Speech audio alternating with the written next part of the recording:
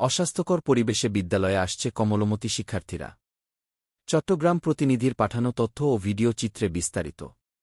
চট্টগ্রাম নগরীর চকবাজার ১৭ নম্বর ওয়ার্ড পশ্চিম বাকলিয়ার ঐতিহ্যবাহী শিক্ষা প্রতিষ্ঠান বাকলিয়া আদর্শ বালিকা উচ্চ বিদ্যালয়। এই প্রতিষ্ঠানটি প্রতিবছরেই ভালো করে থাকে। এর পাশেই রয়েছে বঙ্গবন্ধু সরকারি প্রাথমিক বিদ্যালয় ও বাকলিয়া আধুনিক কিন্ডারগার্টেন।